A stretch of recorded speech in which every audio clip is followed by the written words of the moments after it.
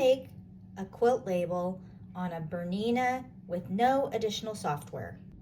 Step number 1 is to prepare your fabric, and that means starching it with something like Best Press and also interfacing the back. I've been through 3 different stabilizers. Can this be smaller? My instructor said, nope, needs to be all the same size. You'll need your power cord, your single stitch plate, and your number 26 foot. Your upper thread will be Isacord 40, and your bobbin thread will be bottom line 60 weight. Bottom line is stacked wound, just straight across. It needs to be wound on the bobbin on the vertical spool. Cross wound threads are wound on this horizontal spool. If you have the gold bobbin case, it's designed for embroidery because it has a higher tension. Attaching your embroidery module. Do not touch this crossbar. Only handle the bottom. Turn on your machine and you should see the embroidery settings. Click on the butterfly, which is the designs, and choose any design. It doesn't matter because we're just using it to check settings. On this left-hand side, you can see the settings and verify that you have the number 26 foot, if not make that change, that you have the 0 cut or the single plate, and that you have the hoop that you want. I'm choosing the medium because it's a little bit smaller and I feel like I'll waste less fabric. Next, we're going to calibrate the hoop. Go to our hoop setting. Click on your home button. Choose the settings and then your hoop. Select the hoop calibration icon. The display will then direct you to put on your hoop. And you'll notice that it's going front to back. Back to front's fine, but what's not fine, do not try to go in from the side. Squeezing these and making sure I have a really firm connection. Then apply your template on top.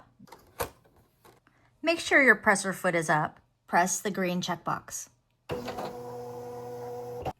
Mine didn't seem to like that, so I tried putting this back on and see if the connection is better. Now I'll press this.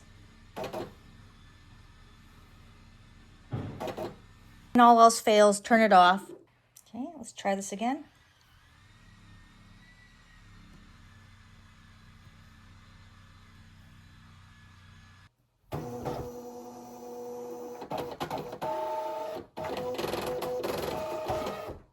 Well, that looked better. You should see the needle being somewhat close to the center hole in the template. And you'll see this new screen appear, which allows you to make sure that your needle is centered. Use your hand wheel, which is off screen, and you get a little bit closer, just come a little bit down, and you'll see how the screen changed. Okay, so now you're measuring, you're like, oh, I need to come forward. So now you can use your navigation buttons to do that. Let's put it back up again, which gives me this navigation screen. And then I need to go down a little bit. Let's try that. Oops, wrong direction. This is saying where the hoop is, not the needle. It's a little bit backwards in my mind. Let me test. Yep, I'm right dead center in that hole. That is calibrated. I'll hit the green button now. Now it's time to add the fabric to the hoop. So we have to take it off. And remember, remove it from the front or the back. The 2 arrows should be close to each other, and I'm going to unscrew this. But you want to flip it over, and you'll see there is a nut, and you do not want to lose that. So only unscrew it from the back so you can watch that nut. Now separate the 2. You'll have the inner and the outer. Lay your outer one on the table flat. Your fabric goes next. And then you're going to put your inner hoop down. If you have a tight spring because it hasn't been used much like mine, I brought it over to the edge and spread the hoop a little bit with one hand, and that allowed it to pop in.